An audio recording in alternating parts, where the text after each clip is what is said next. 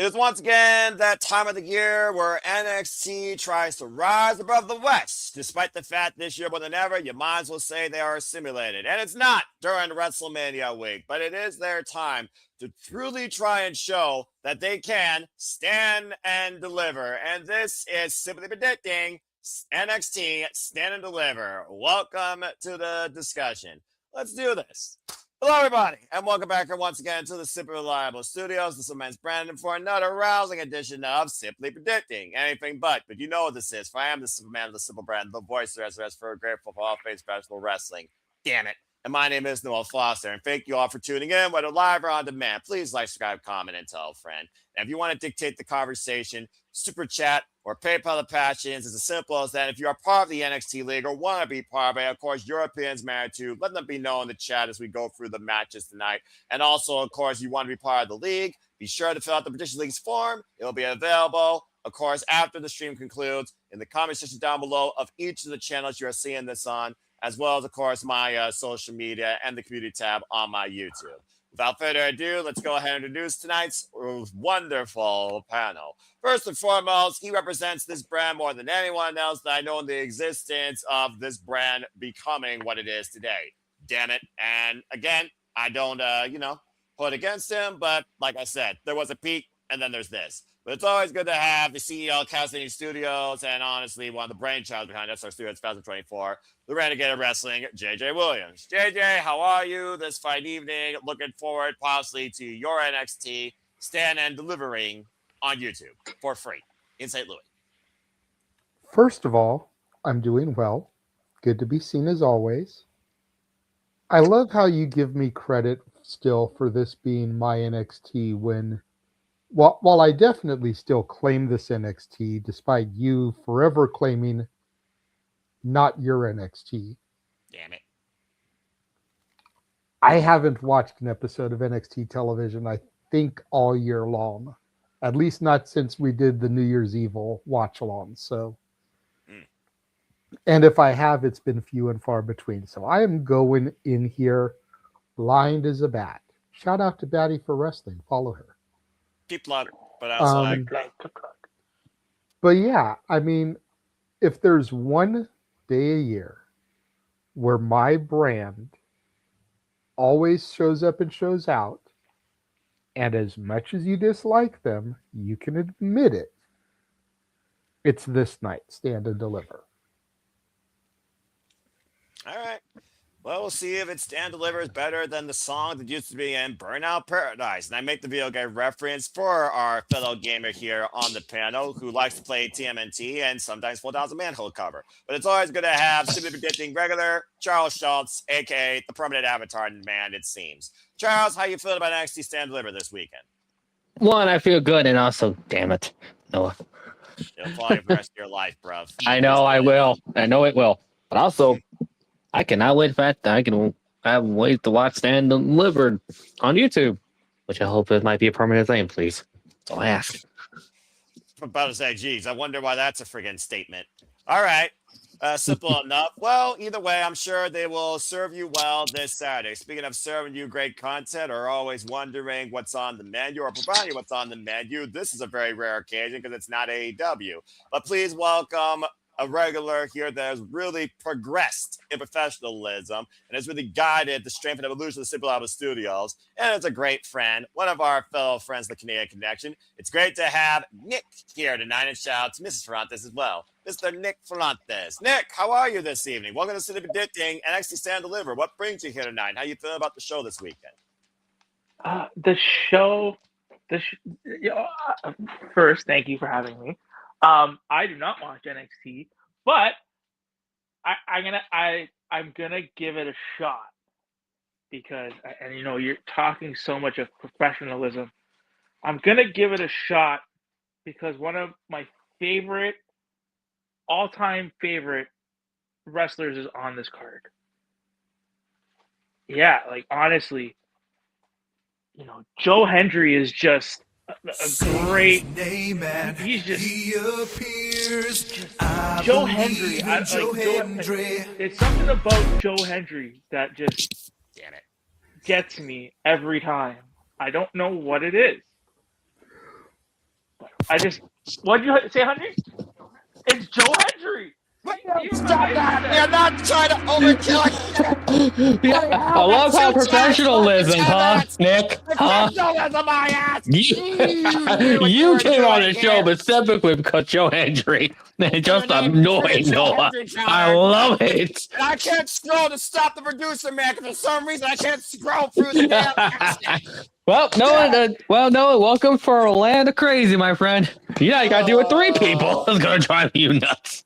Well, damn it, but thank you for that. And I do believe we will indeed have a rousing discussion once again on To The Predicting, Simple Man approved. Got to give the people in the NXT universe that cares about this brand still what those layers mean what they want to. Just like the TNA faithful or the people that are still there in that crowd like me. But nonetheless, thank you for that, Nick. And yeah, folks, I'm sure you won't hear that name for the last time tonight.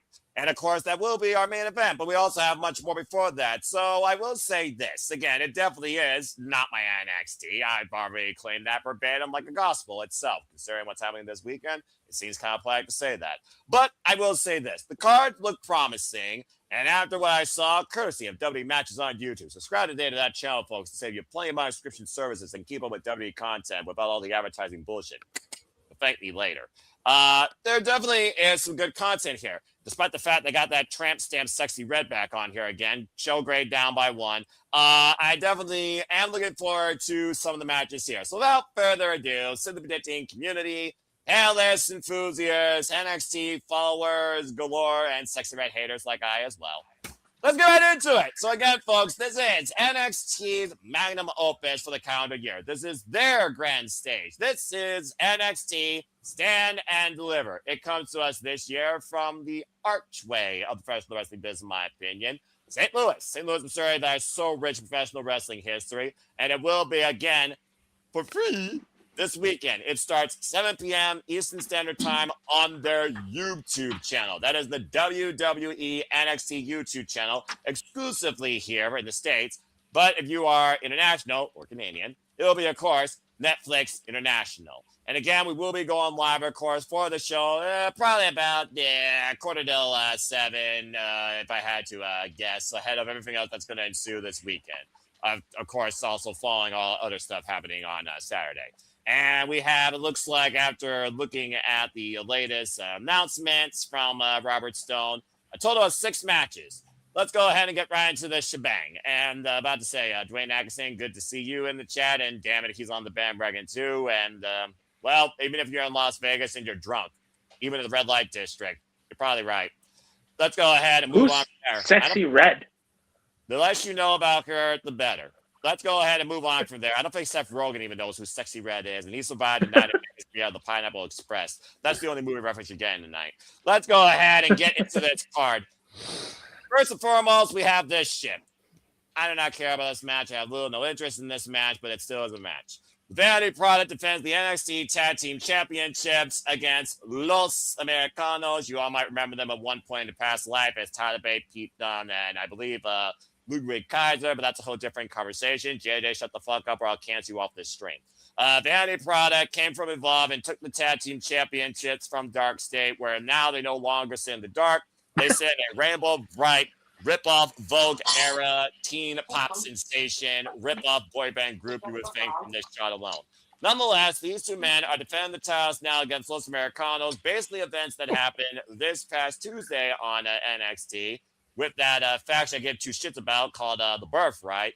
And basically, they shocked the world after the Americanos came down to NXT and replaced the Speed Champion and basically proved that they were able to get this shot after knocking off both the Calling and the Birthright. Yes, folks, those are still things. So why these Raw utility extras from somewhere down in Mexico are down here in NXT to claim the NXT Gold? Do you believe there will be brand new NXT Tag Team Champions? Let's go around the horn and see what y'all think about this match. As always, here it's the predicting. For those that don't know how this forum goes, based on the size of the card and the size of the panel, everyone will get to say their piece here. Usually with a card that has much more of a higher quantity and quality and a bigger panel size. Usually only let one person give a dissertation, then we agree to disagree and move on. I don't think all that's going to be said here because, again, it's Raw versus NXT. You fucking kidding me? But let's go around the horn and see what you think. And we will start things off, simply put, tonight going clockwise and go from there. So JJ will be the first one to kick things off. And I'm sure he'll tell us a lot about how much we have evolved this tag team championship run with the Vanity product now in NXT. All right, JJ, go ahead and lend your thoughts towards this and why El Grande Americano might believe even the Americanos have a snowball chance in hell or in Rio de Janeiro. I know that's Brazil, folks, but hey, it's like it seems, I think. What do you guys say? Or Reno? Actually, Reno might be more appropriate here, even though it's not Las Vegas. What do you guys say regarding the tag team championships? If Vanity product loses with those Los Americanos, be booted back to Monday Night Raw in the box. Go ahead. Okay, that's a lot to digest. First things first, let me just address how sad I am that this is not a part of the WrestleMania weekend festivities. I was very much looking forward to going to this show. Walter and I were both looking forward to going to Stand and Deliver. Probably the only WWE show, not counting the ID showcase, that we were going to do the whole weekend. And they took it away from me. Damn it. Second of all, come a little closer. Come a little closer to the edge of the screen there. You get this far. Bah! Put some respect on the Vanity Project. God damn it. The entire point of NXT is supposed to be a proving ground for the future of the company. If Brad Baylor, Ricky Smokes, and Jackson Drake are not that in a nutshell, then the entire pool of future talent needs to just get flushed down the toilet from the jump. Note to self, add toilet sound to sound bites going forward. These two specifically, Brad and Ricky, are very much the future of the company. They may have some of the most punchable faces, but if they can keep them together and not destroy a good tag team, they could literally be the next wave, at least in WWE, on the level of like Busta and the Brain. They literally have that much untapped potential. And at their age, they're only going to get better with more reps and more experience. The Americanos are just here because, to your point, it's Pete Dunne, assuming, well, no, not assuming because it's not part of WrestleMania weekend. Damn it. But it's Pete Dunne and Tyler Bate that are just here to give back to where they came from a couple years ago. Much in the same way that a couple of years ago we had, Johnny Gargano back on the show. It's going to be a good match. It's going to be a solid match. But to Dwayne's point in the chat, champs are retaining. And I implore you, sir, please, you don't do it in AJ Francis, and I do that mainly to jest with you. But for the future, please put some respect on the Vanity Project's name. Please. Respect is there and not given. All right. Tune in Tuesday nights and they'll earn your respect. But much like the Pink Ranger, you don't work Tuesdays. Damn fucking right. Never will. So can't earn something if you're not willing to give them the time of day. Well, can't earn something if you're not worth investing in my opinion. They are worth it. One Take my word for it. All right, we'll see. Hey, either way, I'm on the call for this shebang. We'll see what happens. And it also sounds like just a desperate plea to get more ticket sales. I'm sure this sold out great. All right, very good. So we got one retainment. Does anyone else honestly have anything to say regarding this match as well? He knows one person. Charles, you follow everything. You're probably a little crazier than me because you actually follow more WWE stuff live, it seems. Do you want to add anything to this match? You are next. Do you have a difference in opinion or just briefly say they retain so we can move on to Nick and get away from this? First of all, put some respect on the Americanos. First of all, that's number one. That's number one. Off. Just saying, if JJ wasn't gonna say, I will.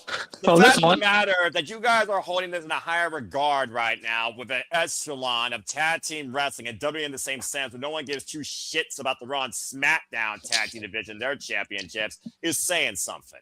Look, if this show was in Mexico, just saying, Gargano will be over. Americanos are over. But I agree with JJ. The champs are retaining this. All right. We just kind of weird. Which else is kind of funny. They're most the lowest data faces in NXT, like at the main roster, are not liked. So weird. Yeah, consistency. And they're over at AAA too. Faces there's like we just keep. What's a heel? What's a face? What you boo? What you cheer? What's consistency anymore? Especially in the WWE ecosystem. It doesn't matter. It doesn't exist. Exactly. But apparently entertainment does. And I also will agree, as much as, again, don't care about this at all. I will say they will retain because at the end of the day, they are the tag team, I guess, in NXT, or the newest cream of the crop, the newest kids on the block. There you go. All right. Well, I'm sure all the other kids with their pumped up kids will get some excitement out of this. Nick, what do you guys say regarding this match? Do you also have anything further to add besides the fact that we believe they will retain? Do you know anything about the Vanity product or the Americanos that hasn't been shared here yet? Lend your thoughts. Okay. Couple things.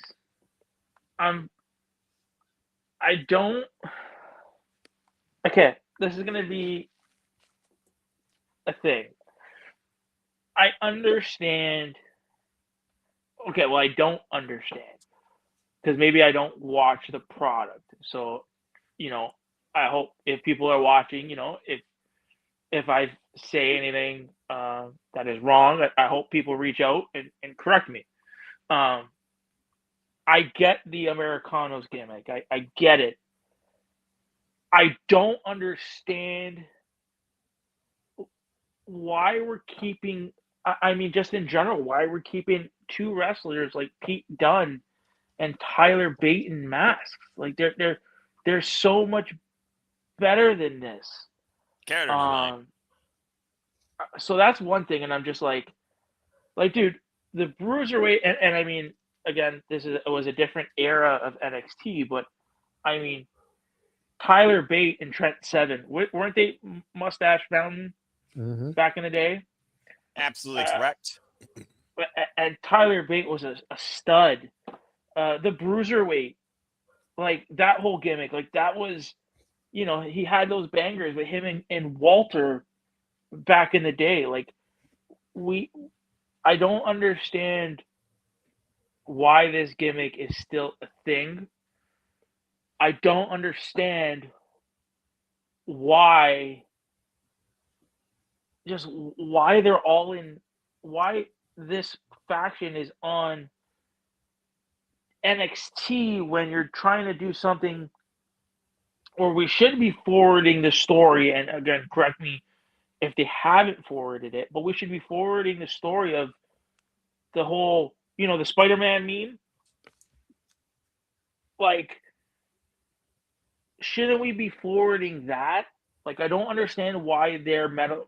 I still don't understand in 2026, with the sheer talent of Evolve and NXT in general, and NXT proper, do we still have main roster level talent? And I get what you were saying, JJ, about giving back. Like, I understand that point. I don't understand why we're still having main roster talent on NXT. It still doesn't sit well with me. Like, NXT should be where the where you're there before the main roster. The Los Americanos gimmick, the Grande Americano gimmick, that is a main roster gimmick, and it should be staying on the main roster. Because for WrestleMania, at least until it gets announced, we should be having a mask versus mask match with both like we should be doing something with both Grande Americanos, right? So I don't know why they're meddling in. I don't know why they're meddling in NXT. I'm gonna go against the grain, and I'm gonna say that the Americanos are winning. The reason why I say that is just to get, putting the NXT Tag Teams Championships on a main roster star. They've done it before. I don't see a reason why they wouldn't. That's fair. I mean, heck, the New Day beat Pretty Deadly for the NXT Tag Team Championships, one of the biggest WTFs back in the early days, although that was Rumble Bride, not post-Rumble Bride. But I see what you mean. And to your point, El Grande Americano took out El Grande Americano, then El Grande Americano faced Penta Miedo for the Intercontinental Championship, and they followed up with nothing since that point. So as far as El Grande Americano and El Grande Americano, nothing is settled yet with those two, where I believe they did finally have a one-on-one match, but I think El Grande Americano beat El Grande Americano. We have not seen an interaction with El Grande Americano versus El Grande Americano since, but El Grande Americano on exclusive did say that he plans to expose El Grande Americano for the fraud that he is. Now, whether or not El Grande Americano accomplishes that against El Grande Americano at WrestleMania, that remains to be seen. But clearly, El Grande Americano is not done with El Grande Americano, so El Grande Americano might show up here this Saturday on NXT, and maybe El Grande Americano will be in the Americanos corner, and we'll see El Grande Americano run El Grande Americano out of the building, where El Grande Americano will confront El Grande Americano on Monday Night Raw, and then maybe you'll finally get El Grande Americano versus El Grande Americano match versus match at WrestleMania, where we'll finally see El Grande Americano expose El Grande Americano for the fraud that he is.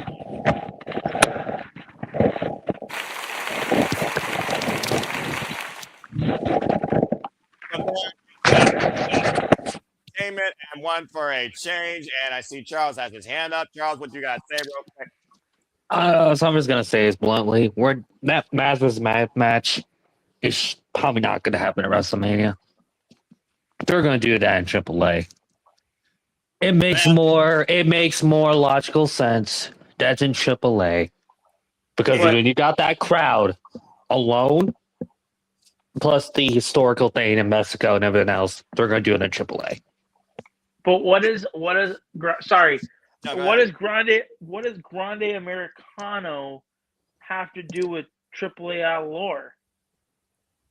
It doesn't matter because he's a America. The current Americano. Yeah. Well, ahead, the current AAA. No. It's match versus mask in general is still when it comes to that. Not the company itself, Nick. It's more the tradition of match versus match in general in Lucha Libre. That is accurate. That's why I expect it to be a AAA.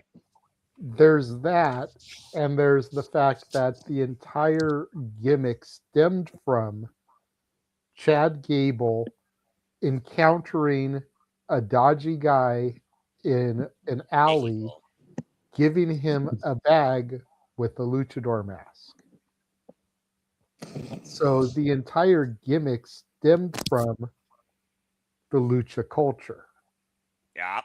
You know, the entire way that the El Grande Americano gimmick got over, because it was moderately getting over here in the States, and then he went to Mexico and was received like El Santo. Which is just gangbusters in this culture to think that is actually a thing. And besides that, here's the resume as JJ speaks. Continue, JJ. And then when the performer change happened, somehow, some way, the gimmick just astronomically like multiplied. Very good. In how over it got. Because of the fact that Kaiser speaks all these different languages fluently. Yes, he does. So while the character of El Grande Americano doesn't have lore per se in AAA like Rey Mysterio, Penta, Conan, Psychosis, or any of the older Blue Demon, El Santo type of characters, the fact that the gimmick itself is supposed to be this world renowned luchador is why it works better in AAA. Do you remember, and I know you're younger than me, but do you remember when Jericho's Fozzy first began and their first album came out? Okay. There was this lore about Fozzy that all the songs on their debut album, which were cover songs, were actually their songs that had been stolen by other bands because other bands heard them in Japan and overseas and abroad and stole their material. They had assumed gimmicks. Jericho was Mongoose McQueen, to try and differentiate from Chris Irvin the man, Chris Jericho the wrestler, and this rock star persona, kind of like Garth Brooks and Chris Gaines. So the El Grande Americano thing is similar in a way to that, in that here's this luchador who is so seeped in the culture, but we've never heard of him until now. But and now that there's two of them, the best place to do a mask versus mask match, while WrestleMania on the surface sounds like the place, it's better suited in AAA, where title versus hair, hair versus mask, mask versus mask, hair versus hair. All these things are more infamous and seeped in the culture. And there you go. That is your Mexican Lucha Libre Lesson 101. Curse of Regular Wrestling, JJ Williams. Please follow him today, Castlevania Studios, or go down to Tijuana, Mexico to further learn about the culture. Thank you. The bottom line, folks, a Grand Americano versus Grand Americano will likely happen within the coming weeks, but it will not be at WrestleMania for many of those various reasons. And I also do believe, as much as I hate to say it, that match has more invested interest than this versus the Vanity product. But nonetheless, it might be a catalyst because you might get both of Grand Americanos in NXT for one night only. Stay tuned to see who stands and deliver in English and Espanol. All right, great job, everybody. Let's go ahead and move on from there. By the way, welcome back, Chris Jericho to AEW. Welcome home. Let's go ahead. Did you think we would go almost 30 minutes on a match that you didn't give a fuck about? Well, unfortunately, got you there. Unfortunately, 18 minutes went to a Grande Americano, and that was more justifiably so because there's more lore to that in investment. But speaking of lore, investment, how much does the glamour invest in this golf's nature, and how much is this golf willing to be part of this woman from hell's dream to be a nightmare? Let's go ahead and talk about the women of NXT, shall we? Because they are doing far more than the main roster, even at the WrestleMania level. It is the NXT Women's North American Championship as Sam Paxley defends the gold against Blake Monroe. After Blake Monroe rise out of hell after Izzy Dane was sustained inside a steel cage by Tatum Paxley in a rematch where pretty much their rivalry is finally done, the glamour has taken possession of Tatum Paxley's NXT Women's North American Championship. As we saw this past Tuesday, on a little bit of a face-to-face, the two came face-to-face for this title, as Blake talks about how this championship needs a real woman behind it. And Tatum Paxley and Kura talked about lore and hell. I know what the woman from hell can be, but you don't know what I become when I am truly messed with the wrong way. Is he damn that the hard way? So can Tatum Paxley overcome the glamour if the woman from hell looks to stand and deliver for the NXT Women's North American Championship? Let's go around the horn and see what y'all think about this. This time we will start with Charles Schultz. So Charles, do you believe there will be a brand new NXT Women's North American Champion? Keep in mind, folks, she's only held this title literally since Vengeance Day. But the glamour, Blake Monroe, is a former NXT Women's North American Champion. And we all know what can happen with this psychological warfare if the woman from hell rises out of this weekend, despite this being a weekend of a positive resurrection. Jesus, talk about a counter oxymoron there. Charles, what do you got to say regarding this match? Go ahead. Well, I expect Tatum to retain. Because I honestly expect Blake to go out for the women's title at this point. So I'm going to say on that. All right. Well, everyone knows what it means to be isolated, alone, taken advantage of, I'm sure, at some point in their lives, or feel worthless. And of course, that has been the Tatum Paxley story, where she finally realizes she is worth something to herself because other people believe in her as much as she needs to believe in herself. And we saw how that story culminated at Vengeance Day. But this isn't vengeance. This is more about reclaiming what's hers because, believe it or not, folks, Blake Monroe is still in possession of the NXT Women's North American Championship. While possession is 9/10 of the law, it is not 100% unanimous in claiming that you are the ownership of said possession. This Saturday, though, there might be no ifs, and buts, or asterisks about it. Okay, Nick, let's go to you next. What do you think about the glamour becoming a two-time NXT Women's North American Champion, or does Tatum Paxley play with her in hell and claim the title back this Saturday in their first ever one-on-one encounter? I will answer that question with a question. After let's call it what it is. You can call it a botch or whatever. The result of Mariah, I'm calling her Mariah May, sorry. And Thea Hale, did she ever get her title back? No, right? No. I think Mariah May is winning this match. I think we see a new champion. Because I really don't think that she was ever supposed to lose it in the first place. I think they've kind of just rolled with, that whole situation, and they've parlayed it into different things. But I think, Mariah May's first women's North American title reign wasn't all that what it was cracked up to be. And I think they probably want to have a do-over on it. And I think, it's not to say anything's wrong with Tatum. I just think Tatum's best work was with Chemical X. When it was her, Gigi, and Shotzi. I think that's kind of where she did her best work, and the fact that that they're not there anymore, I don't see her really being a big time player in that division. So yeah, I'm going with Blake to win.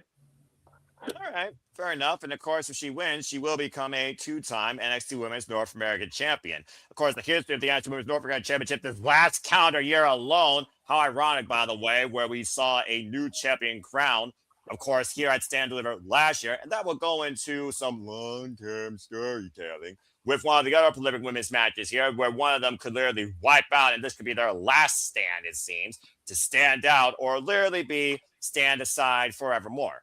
That being said, all right, Nick, I like that outlook, and I like the fact that it's partisan here, but I am going to say this. The glamour, Blake Monroe, has definitely made her own path here in NXT, whether glamorous or sinister, you tell me. More one than the other. Personally, I like the darker side of the glamour, but that's always just been me as a masochist. Nonetheless, I think Tatum Paxley deserves a chance to run with this title after overcoming her own demons, pushed on by Izzy Dame, who was a subplot in the NXT Women's North American Championship development this last calendar year alone. You think it went from Ruca to Injure, Blake Monroe to Thea Hale, asterisks, to Izzy Dame to Tatum Paxley, and now we have Tatum Paxley, where the glamour. Blake Monroe is looking to get it back. And it does feel like, to me, when it comes to Tatum Paxley, they do find a way to use psychological warfare to push her more into a story. And the glamour, who's already trying to claim possession of this with beauty and spiteful nature, it seems.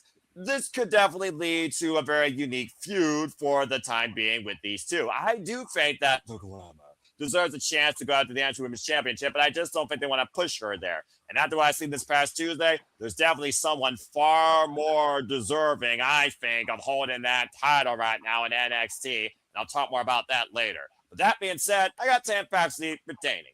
Let's go to JJ to finish this thing out while it's 2-1. JJ, what do you think of Tatum Paxley versus Oklahoma? Blake Monroe, do you think that Blake gets the title back and officially claims it as hers? Or does Tam Paxley make Blake pay for her bullying, playful nature against what Tam Paxley values most right now? What do you think happens here? I think if they were going to give the title back to Blake, they would have done it instead of giving the title to Izzy. You know, let's not forget that the night that Izzy won it, Blake and Thea were supposed to have the rematch. Blake attacked Thea pre-match. Ding, ding. Got ejected from the building, lost her title opportunity, and that's how we ended up with Izzy in the first place. Yep. I think if we were going to get the belt back to Blake, because Blake was never supposed to lose it, she would have beat Thea that night. I think there's bigger things for Blake in the future, whether it's the NXT Women's title or a main roster debut. I think Tatum keeps it. I definitely think we've found Tatum's ceiling, but that's not a bad ceiling to be on. No. And again, she won the NXT Women's Championship last year at Halloween Havoc. Trick or treat, you tell me. So she had her moment with it. But then we saw what it led to. Mm-hmm. All right. So that being said, it is 3-1. Again, I think we got a developing formula here. But I'm okay with it. It keeps the conversation dynamic. That's why the predicting is far more than just your regular prediction show on any forum you watch, including no DQ, no disrespect. But there's a reason why I prefer moderating versus just participating, even if they try and force me to go first sometimes, depending on you like this person, blah, blah, blah, blah, blah. Speaking of liking somebody and considering somebody knew how to take over every chance he got from one to the other, let's talk about the men's NXT North American Championship. As Myles Borne, who of course won this title, as we all saw very recently against all Eagle Ethan Page, he defends the gold against not anybody from this NXT, but one of the most prolific performers in NXT history when it actually did take over and stood and deliver and stand it out on its own. Not to mention a former multiple-time NXT North American champion, Johnny Planking. Johnny Gargano. You heard me right. Johnny Wrestling. Well, the jury is out whether or not I got Johnny Wrestling or Johnny Depression. Nonetheless, this is not Photoshop, folks. This is the actual match. Johnny Gargano, of course, came back to NXT courtesy of Kenneth LeRae's willing on. And I do mean literally willing on. Just literally not this past Tuesday, but literally last week, Tuesday, where it was a gauntlet match. At the end of the day, he was the last entrant, courtesy of Kenneth LeRae. Didn't even come out to his original NXT music. Boo. Nonetheless, he literally spent most of the match. If I could lay down on screen for y'all right now, I would. That's literally what it was, on the apron. It wasn't until the Burford attacked that Shadow Hill guy, and he was the last one left, that Johnny Gargano was picked up by his wife. He fell out of the corner of the turnbuckles and fell flat into the cover to get the win and become the new #1 contender. Since then, he and Myles Borne have had one face-to-face. No further words have been shared, but this will be Myles Borne, I believe, first NXT, well, technically second. He did defend against Ethan Page, despite the face Page was dressed as a suit like me and did not was ready to compete. But nonetheless, this might be the catalyst to finding once again what Johnny Gargano truly is, and that is Johnny Wrestling. Or again, is this just one of those fans where it's like, we got to boost this somehow?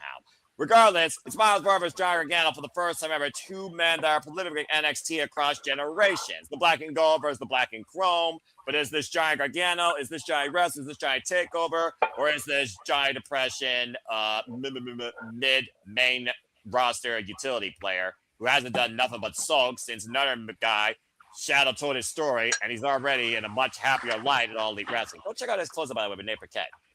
Let's go around the horn and see what y'all think about this. And fuck it, I'll start off.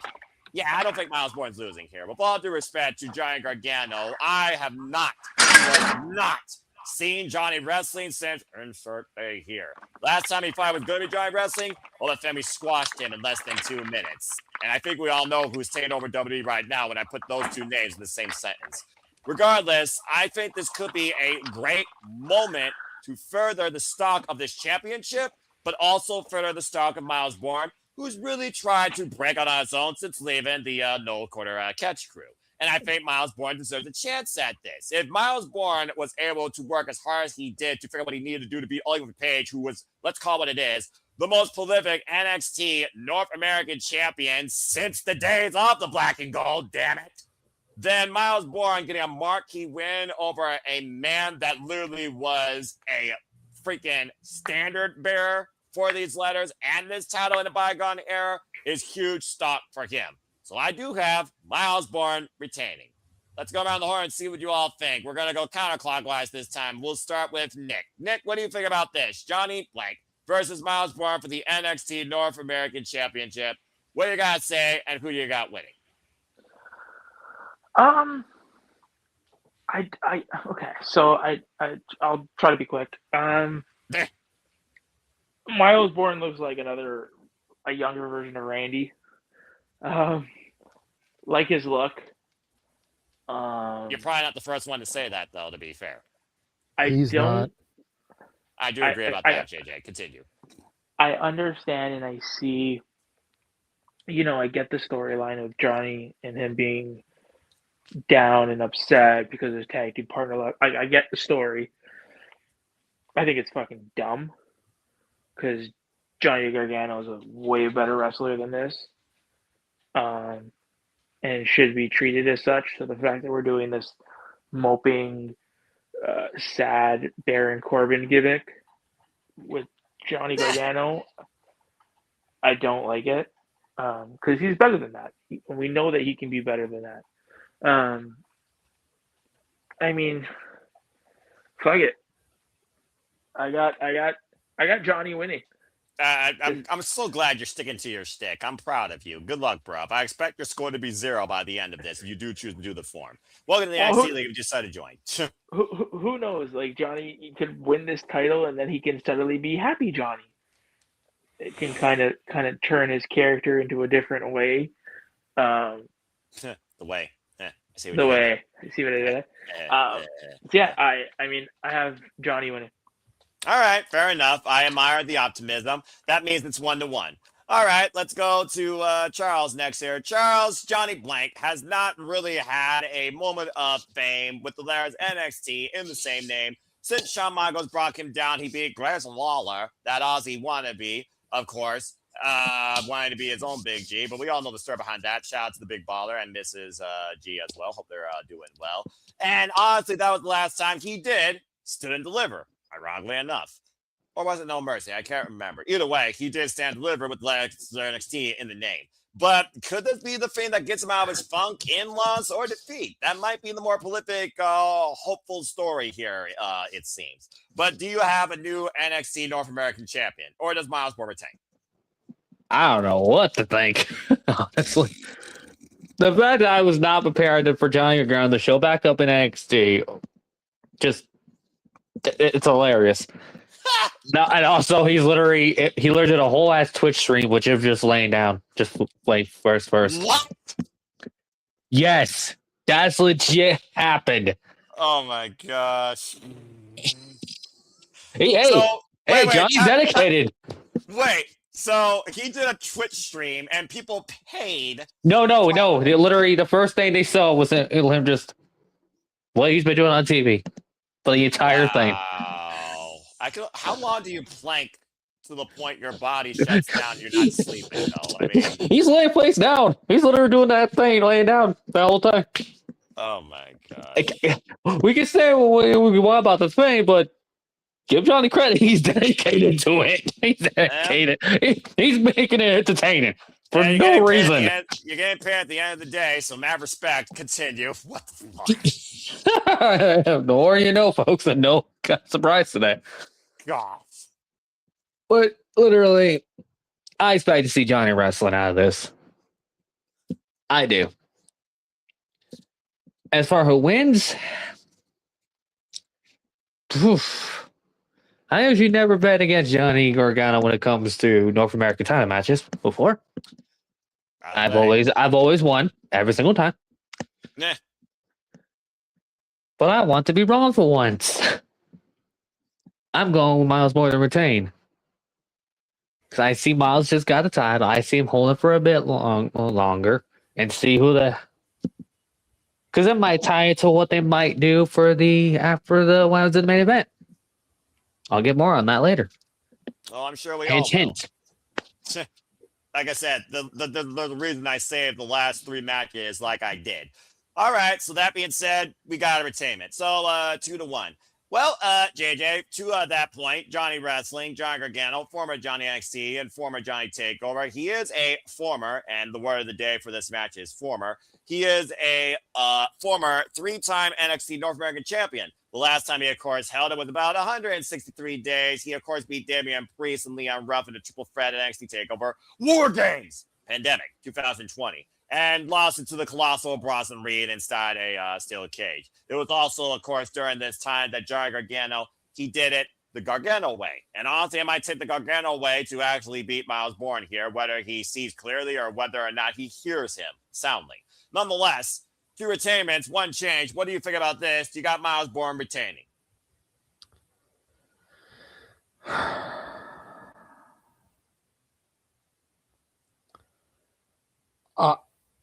I will say this much.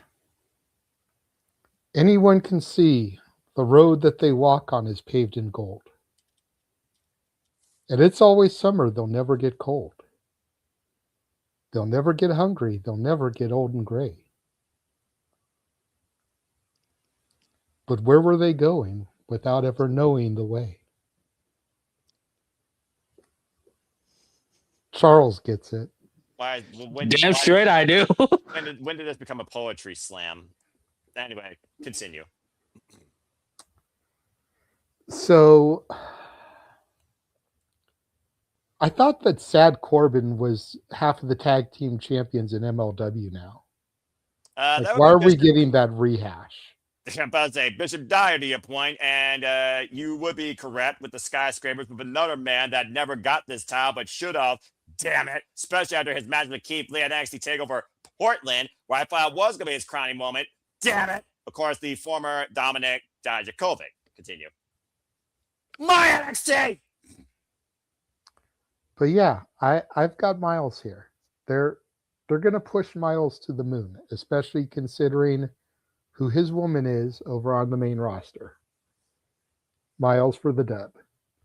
All right. We don't need Johnny Wrestling and his washed-up, purple-haired twat waffle of a wife. Will you stop that? Showing there it is. My NXT. I knew it. I knew as soon as I mentioned Johnny Gargano, he was going to find a way to mention Candice LeRae with all the dismay. Figure. Look, y'all mentioned her multiple times before I even got on the microphone. I didn't once. Okay? Yeah. I'm allowed 1 mention, and I didn't even say her name, so we don't have to have her appear. Well, it doesn't work like that with her, but nonetheless, I do God. understand what you mean. Thank All right. God it does. That worked. All right. Calm down, bro. That being said, it is I'm tranquilo. I'm good. There's 3-1 again. The trend continues. Okay, well, now that we got the undercard out of the way, let's get into the actual serious half of this show, shall we? And I think, like we talked about earlier, we will start with the match where truly we will see one stand and deliver. And whether or not you think this is a Maury storyline where I'm the victim, blah, blah, blah, blah, blah. It's a Mario Jannetty, Shawn Michaels trope as old as time itself. But ironically enough, the stage where it began could be, and in my opinion should be, the stage it will end. As Zaria goes one-on-one with Ruca. To think, this time last year, these two were the last two to stand on top of a ladder over the NXT Women's North American Championship. And it was at that point they understood what things meant at that moment and what mattered the most. And of course, we all saw Ruca rise to the occasion and win the title. We saw the friendship develop and the relationship here, where we've seen these two go on SmackDown and Evolution together, going after the now christened WWE Women's Tag Team Championships 8.0 Carnation. But things really took a turn, especially when Ruca got more moments and Zaria started to get envy and jealous, thinking that all Zaria was Ruca's partner, despite the fact Ruca lobbied for her every chance she could, whether it was going after the TNA Knockouts World Championship or whether it was defending her Women's NXT North American Championship on her behest while she was injured.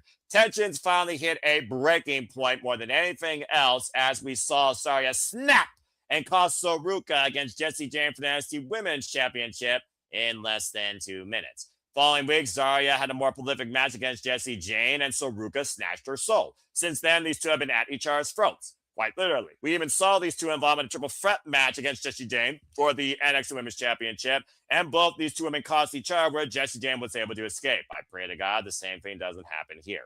Nonetheless, these two are finally going to go one-on-one, where at the end of the day, Zaria says that Ruca is not the villain in her story. She is the mistake that she is going to fix. Well, at the end of the day, all Ruca wanted to do was achieve and succeed together. But it looks like now only one of them will truly stand and deliver. So who stands tall in what feels like a swan song for one, if not the other, in loss or defeat? Does someone wipe out? Does someone get their soul snatched? Or does Zaria finally arrive in NXT and stands and deliver, wiping Ruca from her existence on the NXT roster? Let's go around the horn and see what y'all think about this prolific, and might I say prolific, 1 year practically to the day, first time ever one-on-one encounter, probably their last stand in the making for the time being. Let's see what you all think about this. And we will start this time again with JJ, who is always an apropos freaking advocate for long-term storytelling. Well, it doesn't get more prolific than going year by year for NXT's biggest show of the year, I would say, mister. So that being said, you know these two. You know who Ruca is. You still are trying to figure out who the hell Zaria is. And I've been wondering where the fuck Delta's been since she faced Lei Ling Ying for the TNA Knockouts World Championship. The last time that I remember that Zaria actually mattered. And again, Ruca, it has been her year, period. Despite the fact she was the cinnamon mascot of WrestleMania 39. Yes, folks, that's a thing. So, JJ, what do you think here? Stand deliver. Is it Zaria's last stand to finally stand out in NXT? Or is Ruca going to snatch another soul 2 years in a row? What do you think happens here? I was really hoping you were going to go someone else first. Not with long-term storytelling, bro. Not with this. And it may be a hot take, but I got Zaria here. That's why I want him to go first. Continue.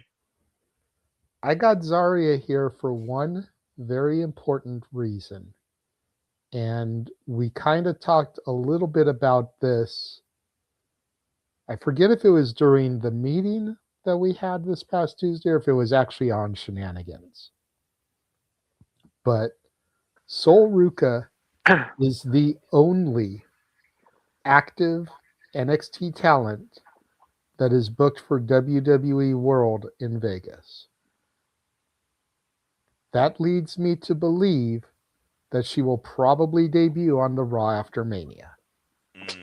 Because they wouldn't debut her on the SmackDown prior to Mania. That would be stupid. There's no real spot on Mania for a mystery female performer to debut. So that just leaves for the Raw after Mania.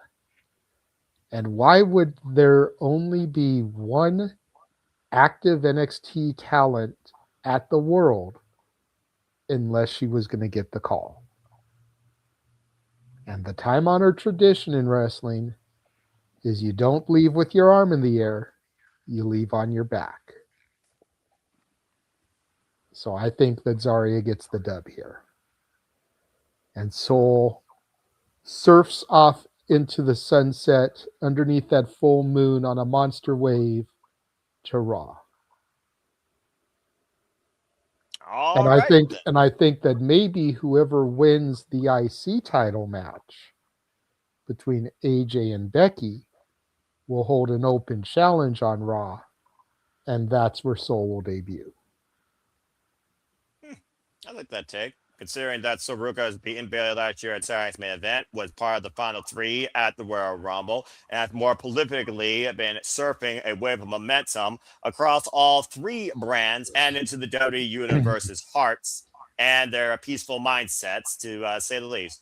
And again, she's quite a standout. I'm very impressed with the former all-around gymnastic and two-minute athlete. She really has been a standout in this generation of NXT. And honestly, if she wasn't going to claim the NXT Women's Championship, this does seem like a poetic way to leave this brand. I've seen it so many times in the past, whether it was Ember Moon or Billy herself. So I do understand what you mean. So that being said, JJ has set the ballot to Zaria, finally putting Soruka behind her once for all and stand and delivering on her own going forward. Then Let me again, just add, I'm a little bit sad that she did sell out as well for her appearance at the World, because I wanted to buy a ticket for the day she was going to be there and a ticket for her meet and greet line, if for nothing else but to be able to present her for the 2 Simply Reliable Studio Awards that she took. Female Breakthrough Performer of the Year and Finisher of the Year. Fair enough. All right. Well, that being said, he has Zaria winning. Okay. Thank you for that. Nick, what do you think about this match? It does seem like we all have an idea of what we want to see for Soruka, and Zaria, again, she has done jack diddly in NXT. I haven't seen Zaria this driven, focused, and determined, I think, in her entire NXT career. So do you think that Zaria stands and delivers and removes herself from the past that was Saruka once for all, in her own mind, removing the mistake from her story versus what she believes that she may be, and that is the villain, according to Zaria's mind, which is really fueled off jealousy and envy? What do you think happens here?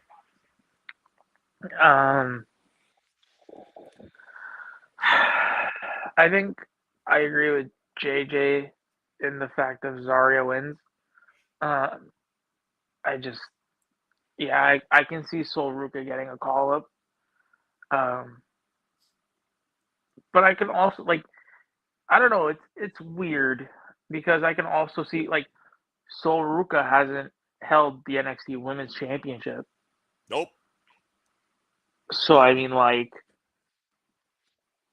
could she be an opponent for, like, I can see both situations because I can see Zaria winning and going after the North American Championship if Tatum retains, but then I can also see Sol Ruca winning and going after Jayne for the World Championship.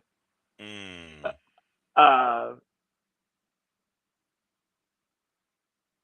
got Zaria. I got Sol Ruca winning. Damn, I haven't seen this conflicted in a match in a long time that wasn't for AEW. So that speaks volumes of Sol Ruca and Zaria here. So nonetheless, you got Zaria winning as well. No, I got Sol. winning. Oh, I'm sorry. Okay. I got Sol winning. Well, we'll see if you continue your streak of being the only one to stand down your predictions so far. Because right now, it's 1-1.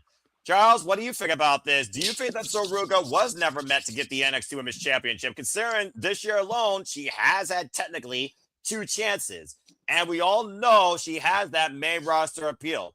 Obafemi was on that same stage at Saturday night's main event, and now he's in a marquee match at WrestleMania, and he's the biggest thing since prior to Beast Incarnate. So can Soruka ride a similar wave into the main roster without even being on the WrestleMania card, maybe given this stage to Zaria? Or do you think that Soruka still wants to do more here in NXT, offers more to do in NXT until she wins and holds on to the NXT Women's Championship? What do you think? I love how, well, first, I'm just going to say bluntly, JJ was in my mind again. And what else is new?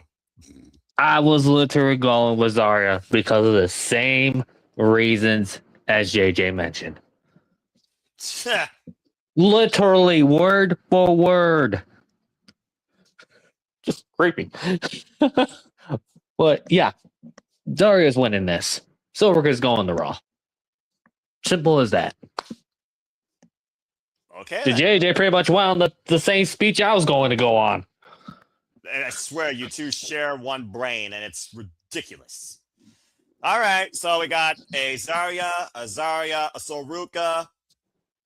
I'm going with Zaria too. At the end of the day, if this superstar who was inspired by Rhea Ripley to pursue this dream that could be a nightmare without her own brutality involved, in my opinion, she has to figure out her own identity. Rhea Ripley did the same damn thing. Truth be told, it took the Mae Young Classic and a whole different brand that was more prolific to wrestling, NXT UK, but nonetheless, like I said, she's the female superstar right now across the entire WWE ecosystem.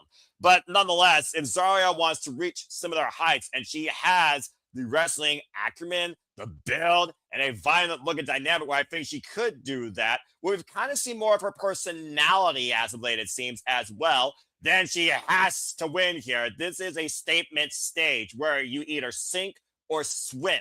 If Zaria doesn't win this, she might as well be forever known simply as Ruca's associate.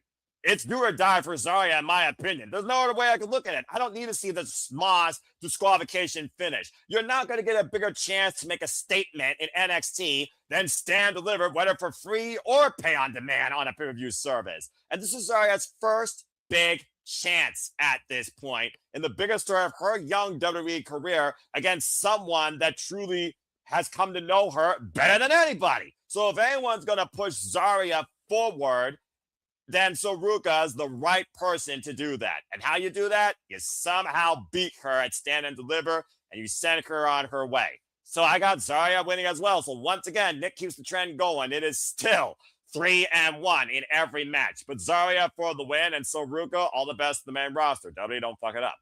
All right.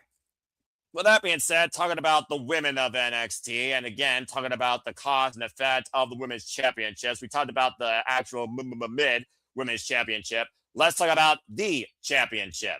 Robert Stone, you're a lazy fuck. That being said, it is Jayne defending the NXT Women's Championship against Lola Vice. Sorry, Walter. Yeah, don't get to talk about her. And in my opinion, I'm just going to say this right now. WWE has, in my freaking opinion, the greatest potential to hone in on the best female wrestler I have seen in a long effing time come out of this fucking nation if they don't fuck this up. Kendal Gray. Kendal Gray and Lola Vice had an incredible match this past Tuesday. Yes, I watched it in full. The only match that mattered. Thank you again, W Matches, for allowing me to watch without the CW app. Again, fuck television. Kendal Gray and Lola Vice had a barn burner of an incredible physical, technical encounter, but it ended in a screwy schmoz as one referee kept Fatal Influence at bay, and the other referee inside the ring saw Lola Vice trap Kendal Gray in a submission. Again, folks, Lola Vice is a former MMA competitor, so the fact that she was able to gel so well with this collegiate amateur wrestler that was 60-0 in her young amateur wrestling career, god damn, this might have been the best WWE Women's match I've seen all this year. Learn stuff from main roster. That being said, it ended with shoulders down and a tap out at the same time. All the bickering from the referee in and out of the ring. As the referee inside the ring counted the shoulders on the mat, the referee outside the ring freaking saw the tap out. And yes, the replay did show Kendal Gray tapped before the 3 count. But again, horseshoes, hand grenades, asterisks, the referee's decision is final, but 2 referees, whatever. But nonetheless, these two now, courtesy of Robert Stone and Shawn Michaels, have now been put into not elimination, although that would be too much fucking sense, a standard triple threat. You all know how I feel about this, but for fall person. Again, Jayne, prolific 2-time NXT Women's North American Women's Champion, She's held the title now for 300 days. Currently, it's in this run now at 136 days. And this will mark her 5th defense, with wins already over Lola Vice in her first run, and Kendal Gray at New Year's Evil in this run, and overcoming Ruca and Zaria in a triple threat, as we saw recently on NXT. Jayne, does this Fatal Influence finally lose influence in NXT? And do we crown a brand new NXT Women's Champion, and someone that's long overdue, and someone that could be a huge reset leader for this NXT Women's division that's still far more prolific and has a stronger work ethic than both main rosters combined? let's go around the horn and see what y'all think about this marquee match that should be elimination, but it isn't, for the NXT Women's Championship. Who stands and delivers and leads the best women's division in WWE? Charles, you are first. Charles, do you have a brand new NXT Women's Champion? Kendal Gray, Lola Vice, or does Jacy Jayne somehow retain again? And yes, I get it. Triple threat is no disqualification. Fatal influence can get involved. It would not surprise me in the slash that they do. But goddamn, we need a change here in NXT for this title. Go ahead. One, since Walter's not here, I'm going to do it myself. I'm going with Lola Vice to win the title. Since Walter's not here, I'm going to do that. And I expect Jacy Jayne to get pinned in this match. She's taking the fall. She has to. All right. So there you go. All right. I appreciate that. Very good.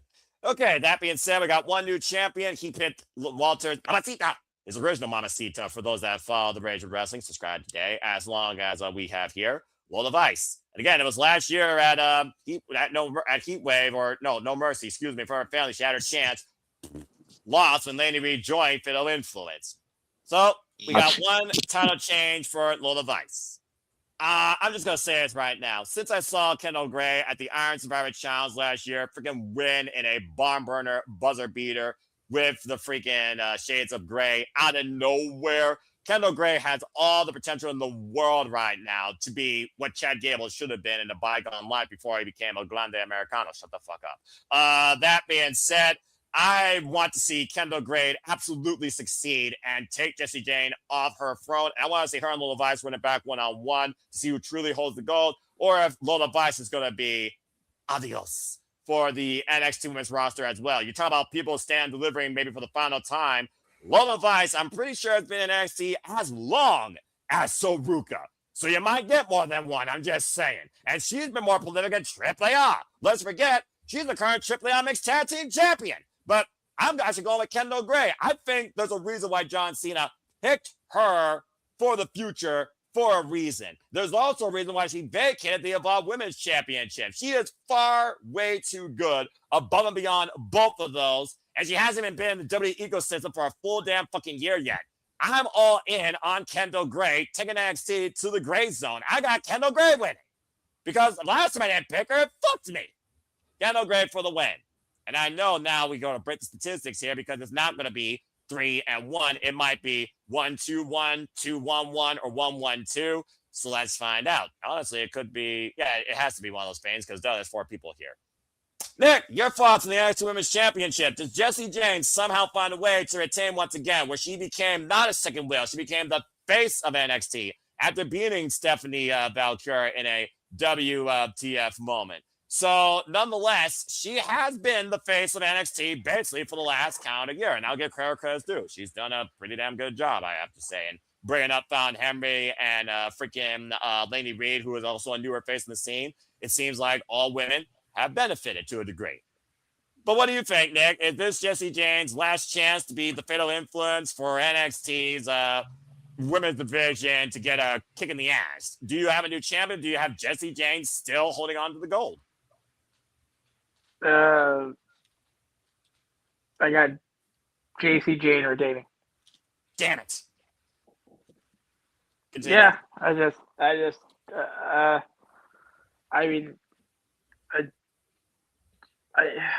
I think the moment, I think Kendall's moment's not yet. And I feel like Lola, they've been really using her in AAA more. So yeah, I think Kendal Gray will win it eventually. I just don't think it's now. All right. I'm just saying though, man, there's a reason it's triple threat, because clearly they don't want to see a one-on-one against Jacy Jayne where Jacy Jayne loses the gold, in my opinion. But for Fall Person, if there's ever a chance to reset the NXT landscape with the women's title, it might as well be this, even though it's not elimination. Truth be told, JJ, the title did not change hands at Stand Deliver last year, as we saw in Fatal 4-Way action, but it did change very shortly after in what was WWE WTF moment of the year last year before Brock Lesnar showed up at SummerSlam became that. So what do you think here? It's the cornerstone of WWE, the NXT Women's Division, and Jacy Jayne has been the face of it now for almost a calendar year. But Kendal Gray has risen above and beyond expectations to the occasion. And Lola Vice, she has had, again, one of the longest tenures in this NXT's revamped history. So do you have a brand new NXT Women's Champion? Do you see Jacy Jayne retaining and stand delivered? Do you think she deserves to do so? First things first. I have seen El Grande Americano and Chad Gable in the same place at the same time. Stop it! You stop desecrating Chad Gable's name. When both men have been in the same place at the same time, Chad Gable cannot be El Grande Americano. So until you can prove to me that he is, know your role and shut your mouth. You know what, JJ? You're gonna start something you can't finish. Second of all, Damian Priest is a lucky son of a bitch. Yeah. Because him and Lola Vice are a thing. Oh, well, good for them. So he gets a piece of that consistently. Bravo, good sir. Yeah. Last but not least, I am sad that Kendal Gray forfeited that Evolve title and got the official call up when she did, because otherwise I probably would be seeing her defend the title on the ID showcase. Just like I'm going to see the men's and women's WWE ID champion and the men's Evolve champion on the ID showcase in Vegas. If she still had that title, I'd probably be seeing her too. Damn it. And I can echo the sentiments for the Vanity Project. Had they not gotten the call when they did, because of the voids left by Javon Evans and Obafemi and others, I'd probably be seeing them too. Damn it. That said, Stand and Deliver may be happening in 2 days on a Saturday. Tomorrow for you East Coasters, as it's already Friday. Correct.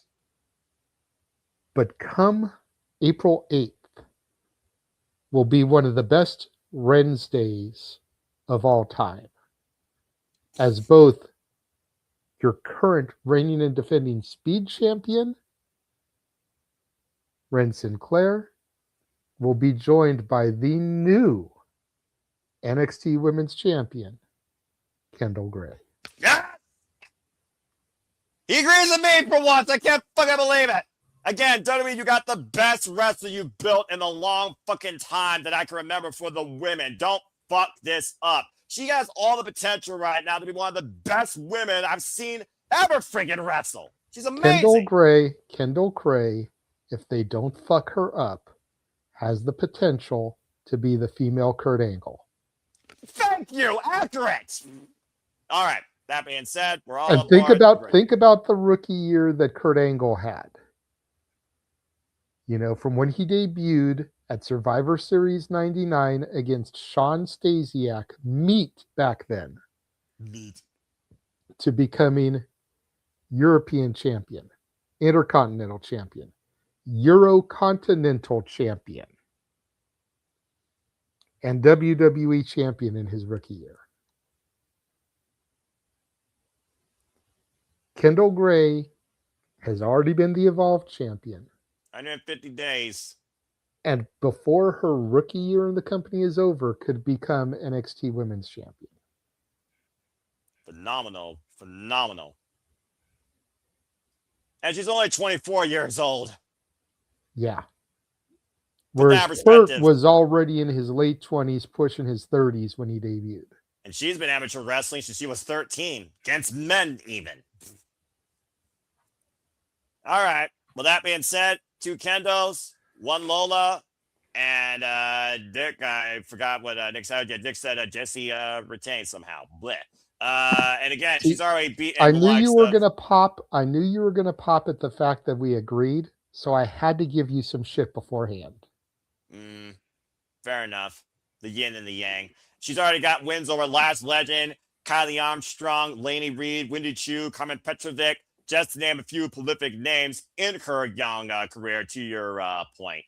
And her and Gwen St. Clair have a very good chemistry going on. It's literally one of the only things I watch courtesy of the Sonya type YouTube channel, I forget the name of. The Wednesdays I find very entertaining. The two are very engaging. Girl could put away some cake too. Good grief. That one segment with her and I'm not saying his name, and Myles Borne eating that freaking cake from the fridge. Talk about carbo loading. Girl loves cake and pizza. Shoot, this is a wrestler after my own heart right now. She's got good food taste and she's an incredible competitor. Again, this is literally this generation's only I've seen one of a kind female Kurt Angle. Value her for her wrestling acumen and don't fuck this up. In a dream scenario, I wanted to hear her go up against Natty.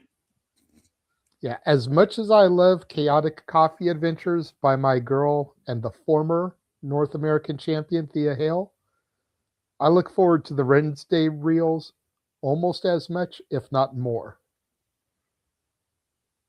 There you go. All right. Well, that being said, we're all aboard the Gray train. Kendal Gray for the new face of NXT. Charles, I did see your hand. What you got to say real quick before we do a little bit of an intermission ahead of our main event? One, and also, Jerry, you forgot to mention Kurt also won King of the Ring too in 2000. Yeah, that's true. And also, you mean Joe Hendry in that segment? You fucker! I'm not going to do the gimmick because we're going to talk about him in the main event. That's why I was exactly. As soon as I say his name, Mr. Producer 2.0 is going to freaking push the damn button. Nonetheless, Kendal, Lola, Jacy. Bottom line, Kendal Gray, time for you to shine as the face of NXT, in my opinion. She is above and beyond expectations right now to literally redefine women's wrestling in WWE. And boy, did that need a kick in the ass in a long damn time again. There's really behind a prolific athletes.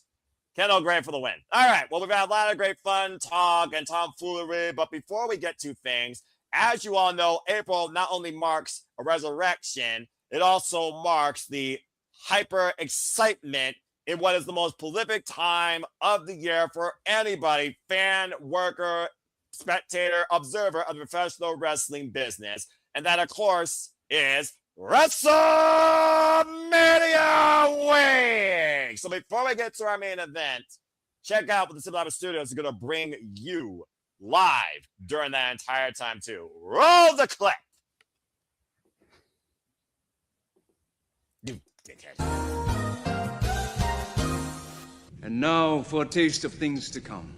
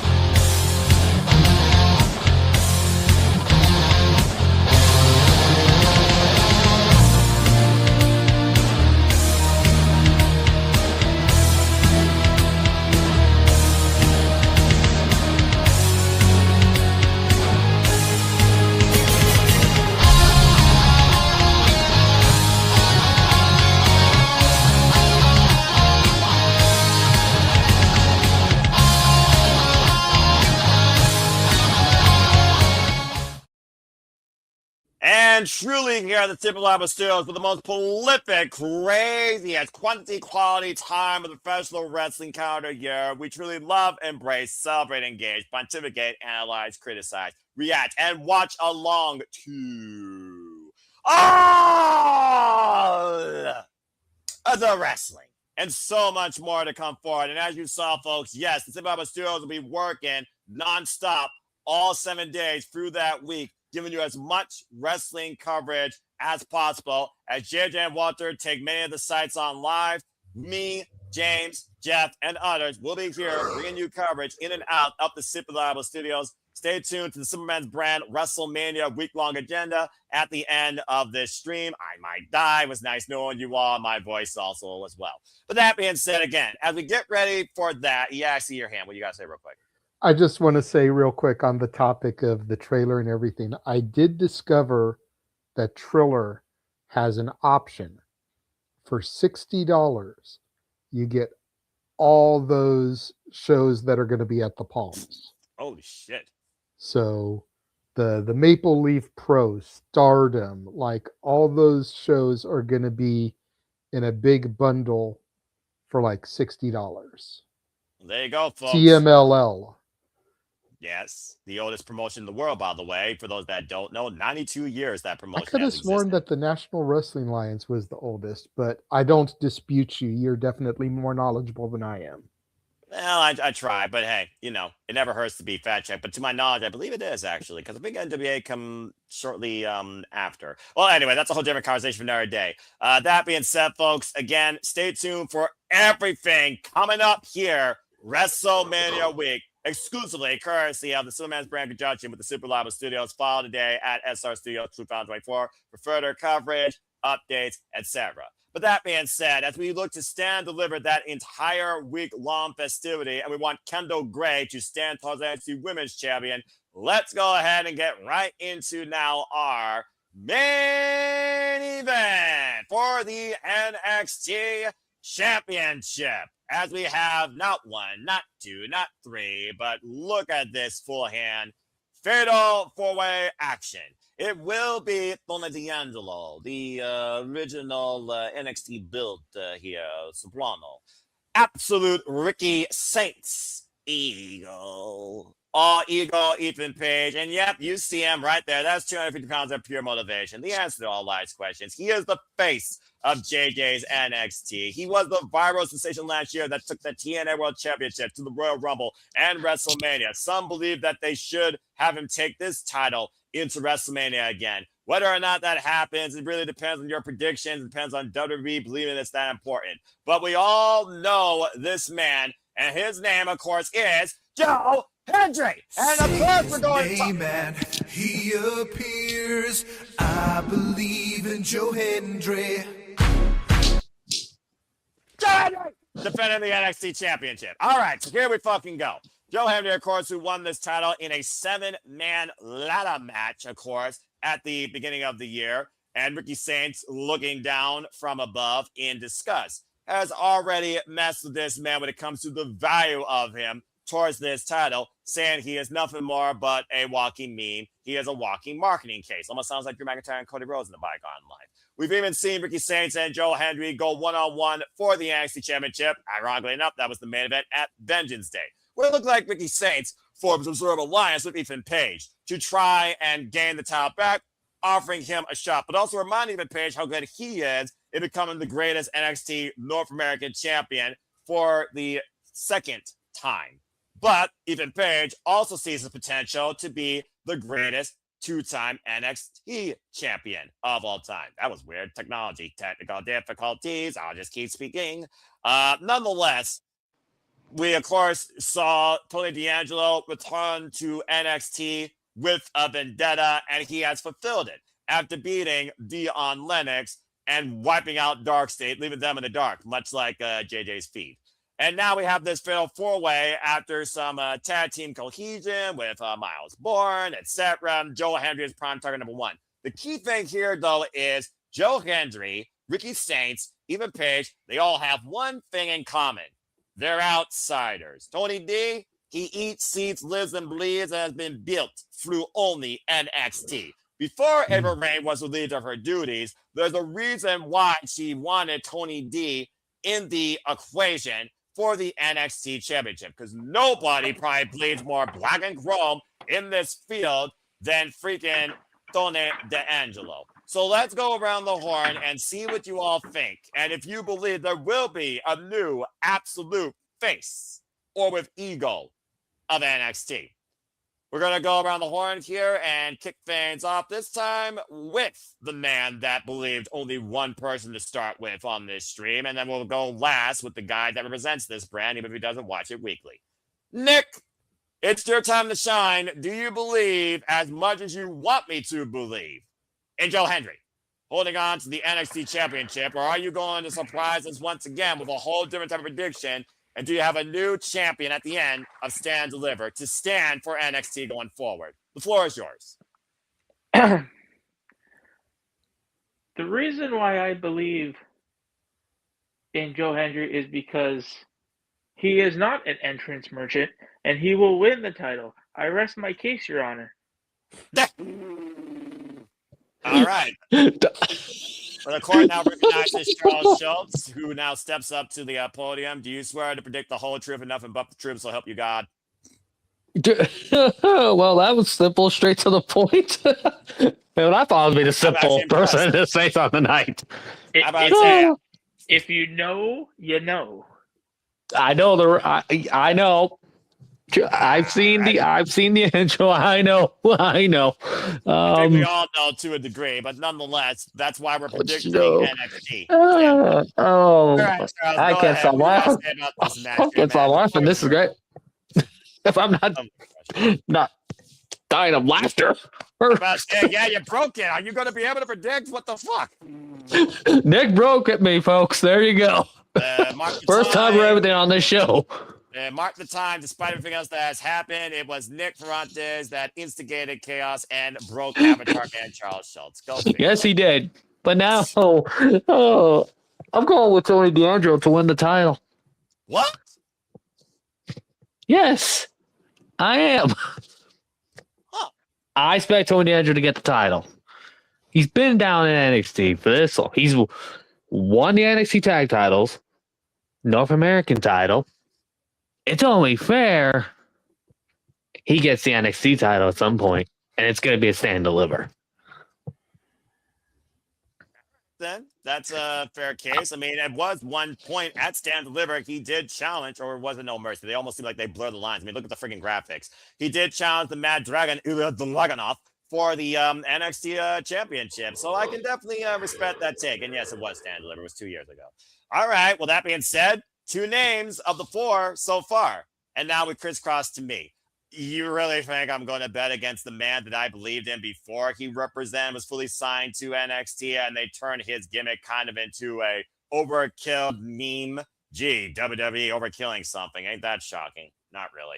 I do believe that Joe Hendry deserves to continue to be the face of NXT. I don't think they're going to put him on Raw and SmackDown yet, despite the fact they use it for entertainment during the holiday season and during John Cena's final night at Saturday Night's main event. It's only a matter of time before you got Joe Hendry and Danhausen in the same frame. But I think that Joe Hendry is definitely going to stay as the face of NXT. I got Joe Hendry winning. The key thing here, though, is, again, buffer, ball person, but it's a fatal 4-way. So what we got going on here? Are we removing somebody completely from the equation, or are we going to get some sort of tag team cohesion or a sub rivalry? I saw what happened during the contract signing this past Tuesday at the Madison Square Garden Theater. The 2 that were standing tall, it was Tony D and all Ego Ethan Page. Ethan Page sent Joe Hendry through a table with the Eagle's edge, and Tony D powerbombed Ricky Saints through the other table. And then Tony D and Ethan Page brawled all the way out to New York City after security came out and cleared the ring.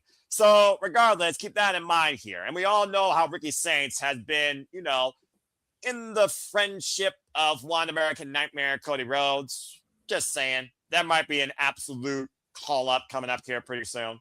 But nonetheless, I got Joe Hendry retaining. And I also think this is Ricky Saints' last chance, at least against Joe Hendry, for the NXT Championship. Gotta move him away from this shtick and this friggin' rivalry, in my opinion. Joe Hendry to retain. 2 Joes, 1 Tony D. How you doing? JJ, you close things out. What's the future of the NXT Championship? Who leads with the gold and who stands and delivers in the main event as the face of NXT going forward? The floor is yours.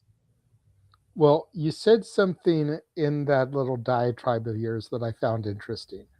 Do tell. You said it's only a matter of time until we see Joe Hendry and Danhausen in the same frame. Damn it. I said his name and he appeared. Yes, we're cursed. Well, I mean, He said we're cursed now. That's not the cursed thing, but maybe he's cursing the cameraman. I mean, Joe Hendry endorsed him with the Triple H point of the future. Are you not entertained? Joe Housen. You know what? That makes sense why Nick keeps going crazy. He might be cursed. That's why he keeps getting on the island by himself. Joe Housen. Really? We still need Truthhausen. Oh my gosh. Continue. So I was completely prepared to play my Emmanuel card for this match. Oh God. And then Charles opened his mouth and stole my pick because I too have Tony D. Wow. This is an interesting Like split. he said when I spoke, for a lot of the same reasons. Look, they just did this whole character overhaul for him. Right. There has to be a reason. Ethan Page could be slotted onto the main roster tomorrow, and he's good. Accurate. Ricky Saints can be slotted onto the main roster tomorrow. He's good.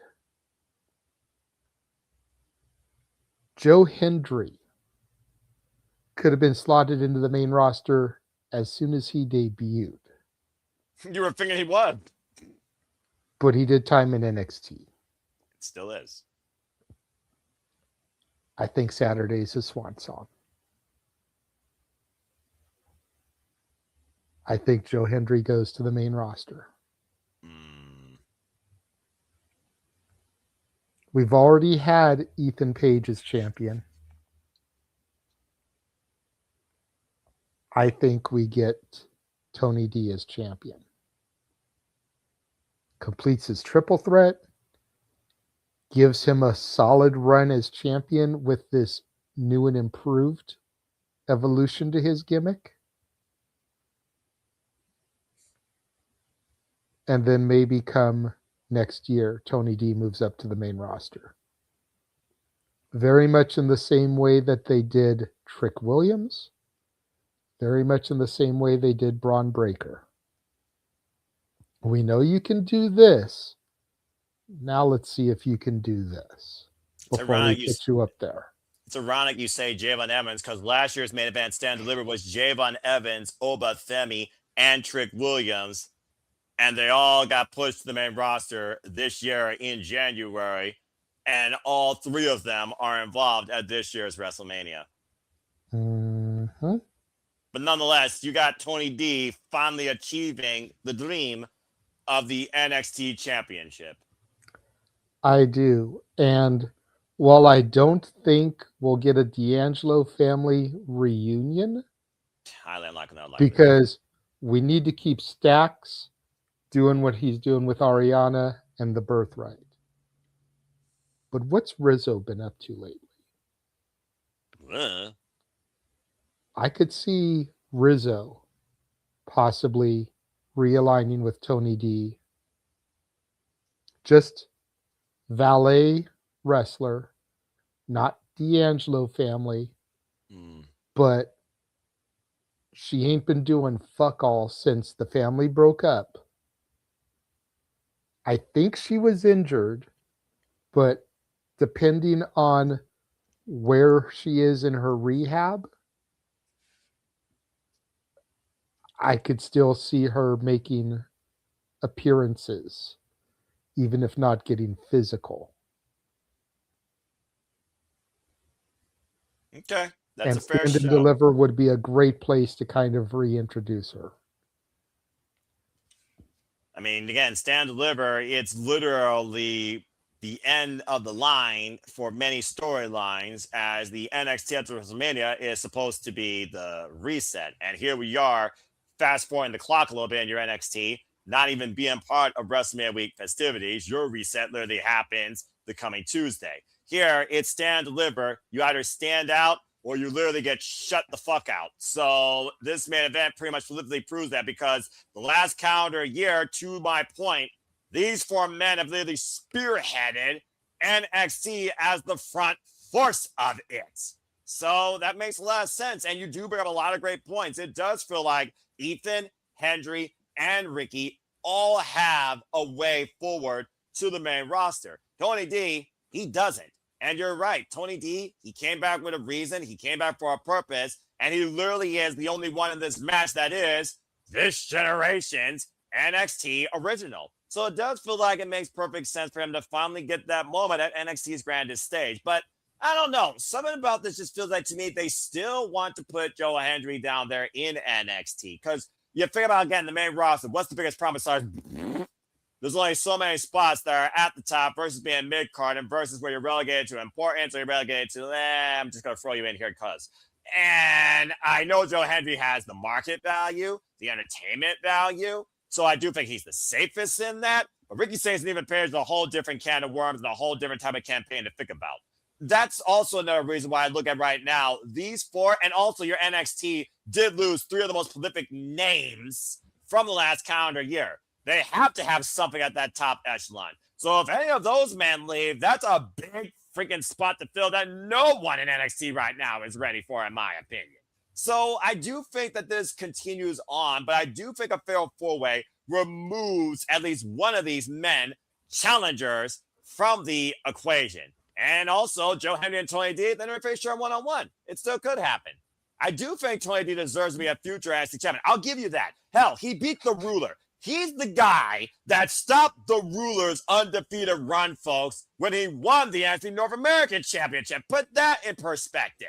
So it's definitely a valid argument that Tony D can be and deserves to be NXT champion. I just don't think it's underneath this circumstance unless he doesn't pin the champion, and obviously they run this back with the champion as his swan song. Either way, I don't think Joe Hendry leaves NXT after this, but I also right now just don't see Joe Hendry losing this title. So that's why I got Joe Hendry retaining.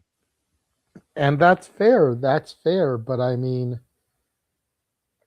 Ethan Page and Ricky Saints have something in common with the WWE champion. Fair. Just throwing that out there. I get that. I get that. And I could see a potential faction forming with the 3 of them.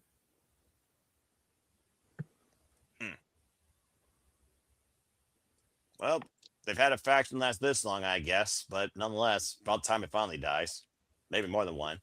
All right, fair enough. Well, that being said, it's 2 Joe Hendrys and 2 Tony D's.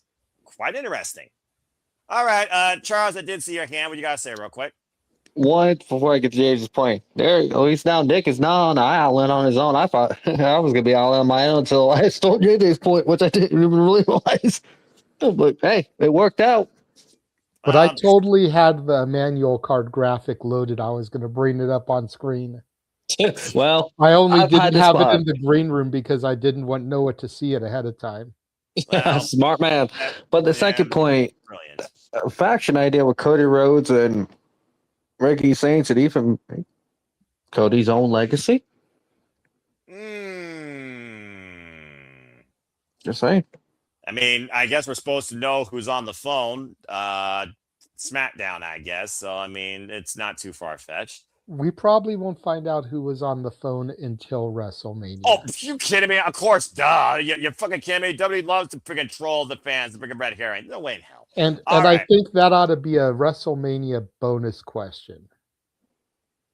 Who is on the phone? Because I've got 2 very good guesses, and I'm not going to give them away here. I'll save them until we get to simply predicting for Mania. I hope that they make you eat crow and they actually do it now tomorrow. If JJ, I swear, if it's the same 2 people I'm also thinking of, I'm going to question our brains more. You 2 can private chat each other about your thoughts. And I will say this. You mentioned Cody's own legacy. There should be one of the hints right there. Cody and Randy, and who else were in Legacy? God. Shut it. You shut it. Save it in the Charles, private I chat. think Charles is upset because we are on the same frequency. Yes, you.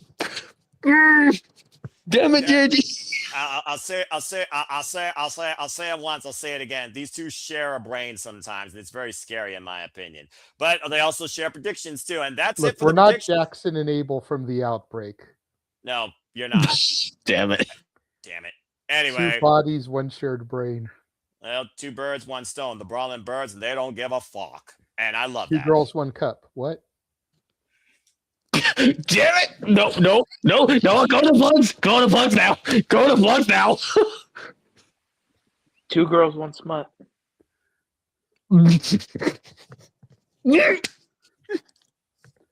I'm surrounded by children. Okay, moving on.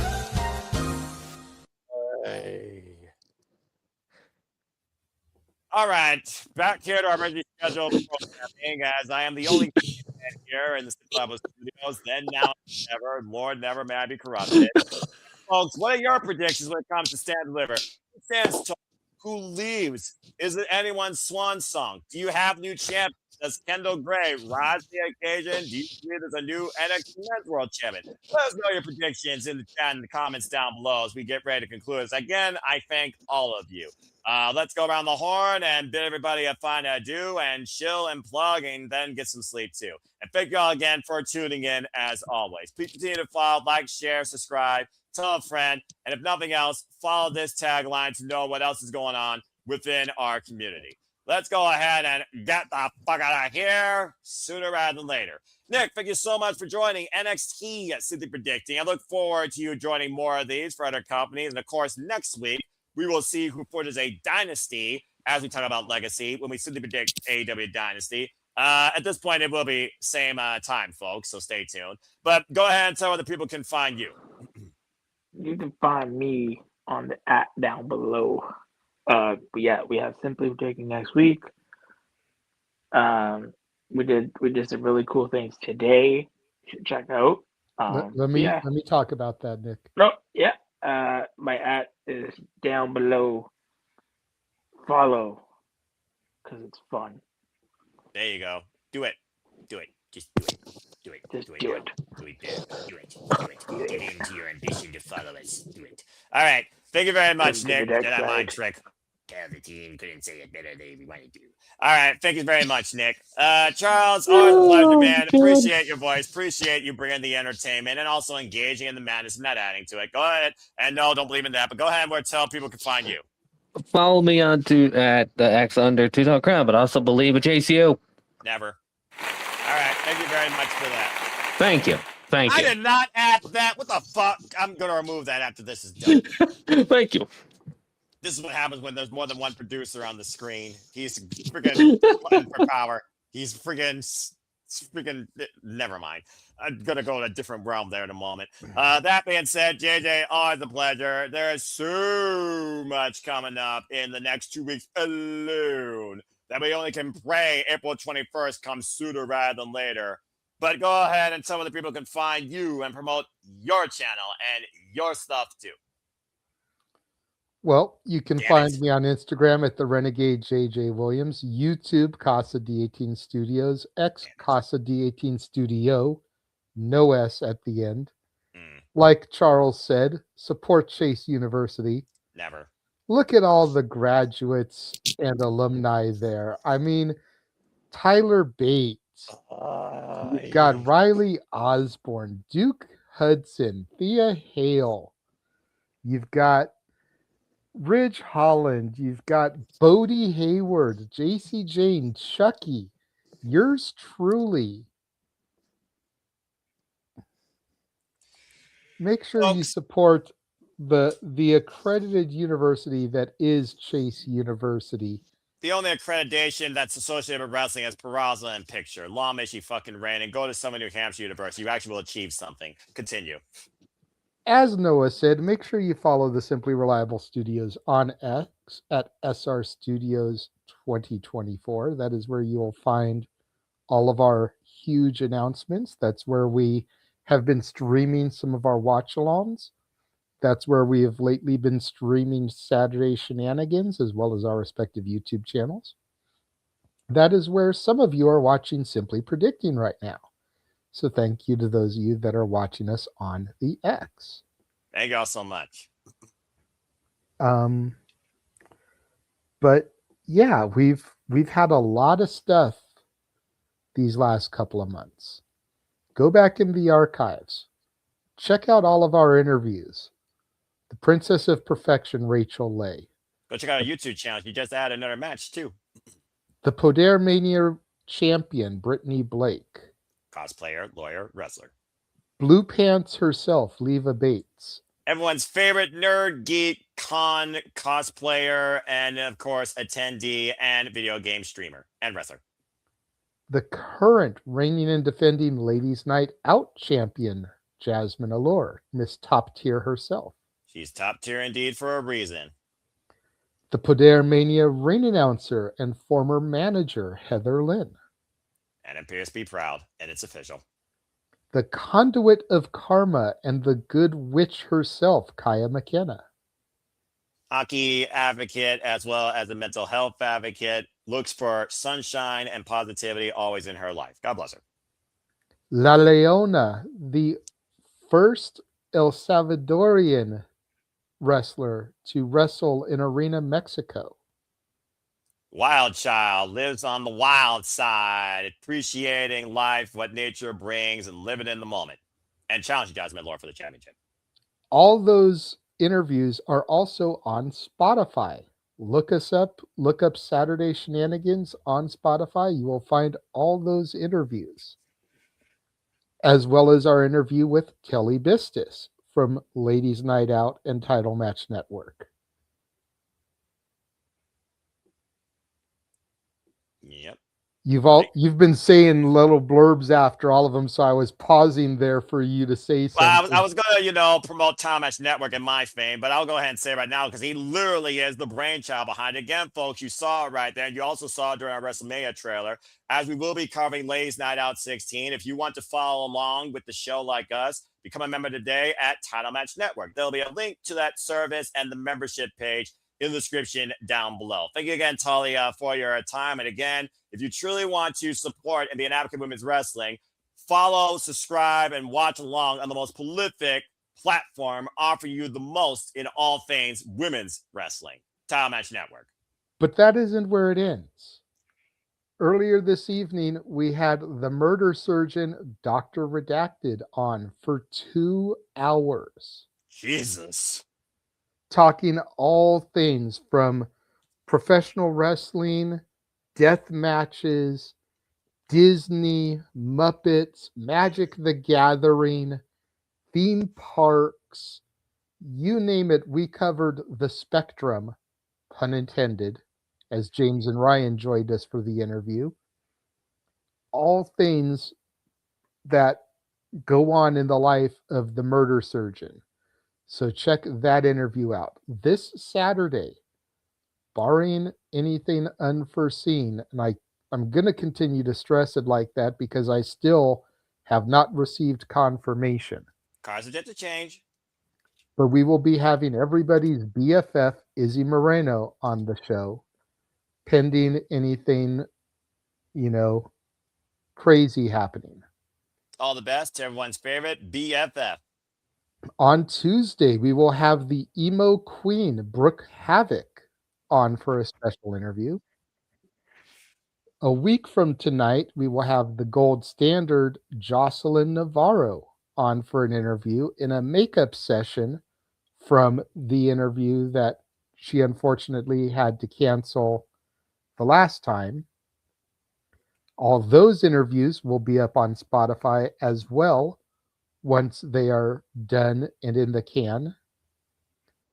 It was announced after the good doctor left us, another interview has been booked. Date is still TBD. It is looking like it'll either be Friday or Saturday, April 24th or 25th. So time will be determined once we know which day it is. but one half of the former House of Glory Tag Team Champions will be joining us. None other than Midas Black from Main Event. Nice.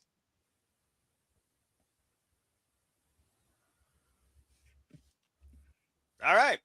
Thank you for that, SR Studios 24 update, JJ. And thank you for all your continued hard work as you bring all forms of entertainment forward in and out of Cast 18 Studios. And again, have an incredible time during WrestleMania week, as of course, that is going to be here sooner rather than later. And thank you so much for always participating and engaging, even if you don't necessarily watch, but you still believe in what you believe in. Appreciate you always. And again, thank you to all of you. 2 weeks from tonight, it is 10:20 on the West Coast. We'll be 20 minutes into Ladies' Night Out. 2 weeks from tonight. Yep. Stay tuned for more on that, folks. And shout out to City by the Bay. He's a good dude. Give him a follow, folks. And no, it's not. You still appreciate JJ and the others that are there. I don't need to let my voice there every week. There's so many great voices. And apparently he's just UC and JCW in Vegas. Of course, Big O works there as well. So he'll get to see Alex Crowley probably more than once, if I'm being perfectly honest. Again, have fun with all I'm that. I'm hoping for that. She is one I'm hoping to talk to in person to land an interview, because I adore Big Al Alice Crowley. I have become a huge fan of hers in the past year since the GCW Juggalo War started last summer. Her and the Brothers of Funstruction would be a huge coup for me to get for interviews on the channel. And considering I've already spoken in person, just not about interviews, to Ruffo and Yabo, I think I might be able to make things happen. All the best. Knock on wood. All the best. And again, folks, support the wrestlers. Everyone you heard tonight, look them on the X, give them a follow, support them in their journeys to achieve a dream. Much like Nikki Blackheart, that of course became WID. Congrats to her, and stop it. All right. Well, thank you all so much. Let's go ahead and get out of here as I bring you all a little bit of program note on what the Simple Man's brand agenda looks like. Again, thank you all for tuning in. If you want to further engage with me, I am the Simple Man of the Simple Brand, the voice of SRS. Follow me if you choose. I'm in Foster, 1916, for all things wrestling. For I am nothing more but a simple man and a lifelong fan of professional wrestling. Damn it! And boy, are these yahoos going to continue to ensue the madness with me and so much more, because guess what? The coverage does not start Saturday, where I stand deliver play-by-play and friggin' rip a new one in Americanos and Vanity Project, but I also am going to bring you coverage of Global Wars Canada, as we will be covering Ring of Honor and Maple Leaf Pro Wrestling Global Wars Canada. That'll be 8 p.m. Eastern Standard Time tonight here on the East Coast, Friday night. There you see the card right there. We have the Ring of Honor Women's Television Championship, Women's World being defended, as well as the Ring of Honor Women's Pure Championship, and the Maple Leaf Wrestling Pro Tag Team Championships inaugurally will be crowned. Of course, this was seen previously, but we will be doing this as an on-demand retro stream. And yes, Red Velvet's taking on Big O, Alex Crowley. I'm actually looking very forward to that match in the Virtuosa. Beyond Perazzo picking things up with a very formidable rival from her TNA career, Giselle Shaw, the quintessential diva and current Maple Leaf Pro Women's World Champion. Again, folks, we'll be covering Maple Leaf Pro Wrestling, Ring of Honor, Global Wars Canada, here at Cinema Studios, 8 p.m. Eastern Standard Time tonight on the Cinema Studios. Stay tuned for us right there. You also can follow along, watch along with us, being a member of Honor Club. That's the only way that you can see it. Following that, my crazy ass with our Astros Man That will be coming Sakura Gems. We bring you more Japanese wrestling coverage. That'll be 2:30 a.m. Eastern Standard Time on Saturday. As you see, the most prolific matches on the card right there. Brother's freaking crazy. Yoda Sudi defending the IWGP World Championship against, of course, or Heavyweight Championship. Let me get the name right. Against Kyle Newman, winner of this year's New Japan Cup. The Blues, as our little baddie friend Ash likes to say. Saturday, Jr. We had Warrior will go out to the IWGP Heavyweight Tag Team Championships against Asuka and Yuto Ice Knockout Brothers, and trying to avenge a loss from last year's G1 Climax. The Alpha Gano's Academy will defend the World Television Championship against Shota Umino, and Will Ospreay makes his in-ring return to New Japan Pro Wrestling alongside original United Empire Brethren. And of course, that's just this weekend ahead of the upcoming Saturday shenanigans that will ensue, hosted by the Renegade Wrestling JJ Williams. And as far as the predicting, oh boy, is April going to keep us busy. As I talked about with Nick earlier, and as you all heard, the city predicting for April will be as follows. This coming Thursday, 1 week if you're on the West Coast. From the night, we'll be city predicting AEW Dynasty, where we will talk further if a god can beat a devil for the richest prize in professional wrestling. Rebellion will be the same day. Coverage to be determined based on financial budgeting. We will be predicting TNA Rebellion, though, the following Saturday, of course, April 11th, 2 minutes standard time. Of course, the show will be on that night. Stay tuned. We actually cover that based on funds. And, of course, you see them right there, big, as we go from a wasteland into the future. WrestleMania! Both nights will be simultaneously predicting coverages of match outlooks.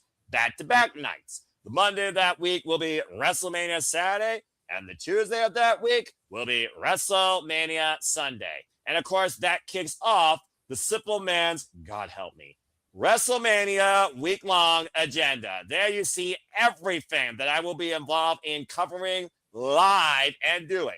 It starts with City Predicting, followed by Pull Down Mania. Again, follow Ed and Silly Joe today on the X. Get your tickets today or become a member of Time Match Network to watch the show along with us. We also becoming Progress Wrestling, the WID Showcase, Ladies Night Out 16, Stardom's American Dream Queendom 2026, same show we covered last year. And of course, the weekend will involve both nights covered of WrestleMania, as well as the first time ever in Sumo Studios history, Spark Joshi, Lady Luck 2. Names from AEW, Spark Joshi, Stardom, and more will be involved in that all-women's Japanese wrestling showcase, including some of my favorites like Hazuki. And of course, that leads into Sunday night with WrestleMania, as well as me hosting what will be probably the longest hoarse voice edition of the Sunday shenanigans, midnight style probably, as well as going into Monday some point with Papadino for Ridiculous Postmortem and concluding the entire 7-day-long week live schedule for me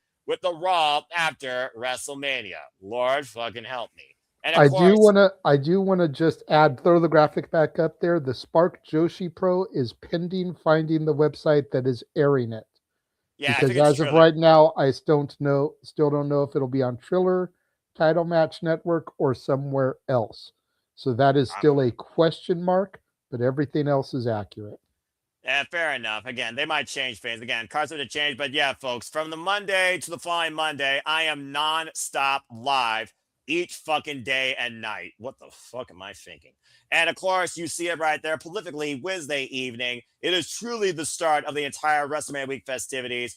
Puda Mania. As you see this prolific, incredible card right here. Again, you still have a chance to get your tickets for this show or become a member of Title Match Network. Links will be in the description down below. Support this incredible all-women's wrestling showcase with a Puda Mania and the Ladies Night Out Title Match Network Championships will be on the line on this incredible dynamic card of all women's professional wrestling. And that's all I have to say, promote, announce, discuss, and further encourage amongst all of you. But as always, I like to leave you. There are no winners, there are no losers, there are no betters. Just fans with opinions with this passion we all share. So at the end of the day, folks, support one another, respect each other, protect your mentality too, treasure your families no matter how much they annoy you, and just be alive and enjoy professional wrestling. It is truly as simple as that. With that being said, you love us though, Noah. As crazy as we drive you, you still love us.